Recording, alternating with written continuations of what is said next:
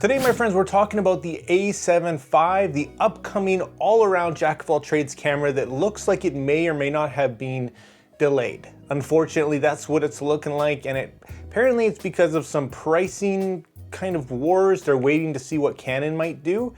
I kind of wished it was released sooner than later just because of all the tariffs and all this stuff going on, which, as we know, things aren't getting any cheaper. So I'd like to see it before, too long, but today I thought we'd go over what we can probably expect out of this camera. And I did a lot of thinking long and hard, and I thought, what is it gonna take for me personally to buy this camera? What would I like to see it compete with some of the other brands in this day and age? So jumping right in, what is it gonna take for me to buy this, and you as well? I wanna hear from you too. Drop it down in the comments what you think this camera, at least at minimum, the basic specs and any standout features you'd like to see.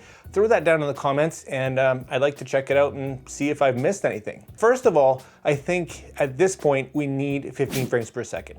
I think if we get 10 again, I think that is going to actually be a deal breaker for me, and I start looking at the A1 lineup or even the A9 just because of the type of shooting that I do. I'm definitely kind of going down more of that landscape and wildlife route these days, just passionate. And if you don't know, I've moved out into the forest in the middle of nowhere, so I'm just doubling down on that stuff. Love animal, love wildlife, love birds, all that kind of stuff. That photography is what started me out. Although I do shoot a bit of everything, yeah, I think that shooting speed, that 15 is gonna be the sweet spot, which is also just happens to be the cap for third-party lenses, which if you watch the channel, I shoot a lot with third-party lenses, not just for reviews, but because I really like them. I think they're great, and they're a fraction of the cost, so people on a budget, or if you're maybe not a professional, maybe you're a beginner, you might have some of these things. So I think that's important that they're compatible. Tamron, Sigma, they just keep coming out with bangers, and they're just fantastic. We just got an announcement from Sony. We got a few new lenses, the 16 1.8G,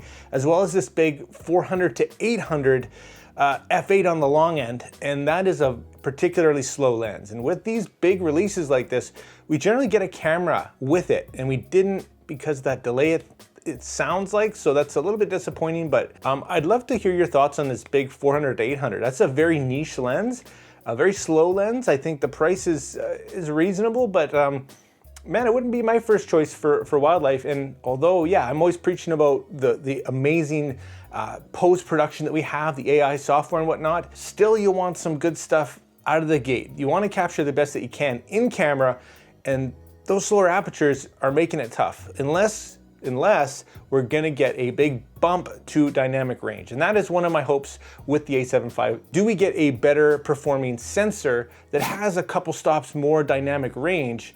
At least one, I would love to see that. I would like to see some definite improvement in terms of performance on the sensor in terms of dynamic range. Obviously, we can expect autofocus improvements, and with the use of AI, it's just getting better and better. Some of these cameras these days are just bananas, so we can expect, I'm very confident that this thing is gonna be very good in terms of autofocus. For video shooters, there's a few things that I really like to see that I really strongly believe should be in this camera.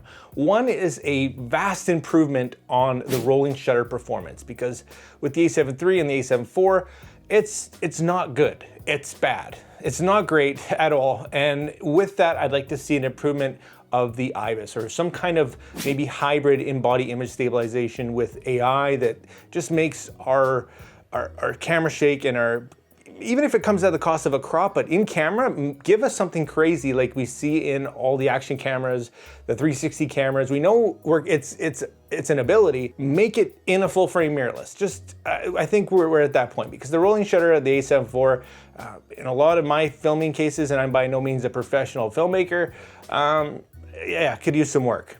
I'd also like to see 4K 120. I don't think that's too outrageous. We got phones that can do it. We've got little pocket cameras that can do it. Why can't our full frame mirrorless do it? We don't need the highest bitrate, but give us 4K 120, 4K 60, no crop. I don't think that is up for debate at this point, but yeah, I'd like to see 4K 120. And by no means am I saying that the A7 IV is not a filmmaking beast. In the right hands, it can produce absolutely professional results. When it comes to the build, there's also a few things that I'd like to see that I think at this point are non-negotiable. I would need to see a better EVF and LCD. I think that we are way behind in that department, so a big bump in the resolution of those would be a definite must in my opinion.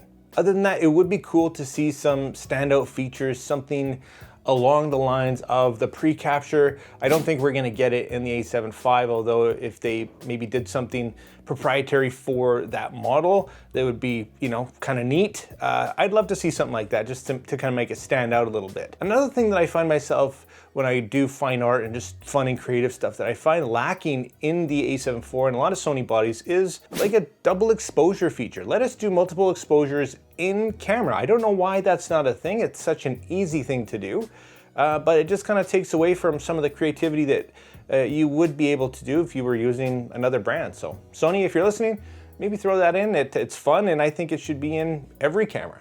Other than that, guys, in terms of price, I kind of expect to see it around the $3,500, $3,600 mark, depending on how things go geopolitically and all that jazz, depending on when it's actually released. But I would like to see this thing released definitely by the end of the year. I think we're due, and a lot of people are kind of itching for that next level, especially because we're starting to see some more releases come out. And now we've got the A1 II, we've got the A9 Mark III, and these things are just wild. So yeah, we're ready for a little bit of an upgrade for that kind of mid-range, all-around, do-everything camera that we all know and love. Anyways, guys, thanks so much for watching the video. Again, drop all your questions and your comments down below.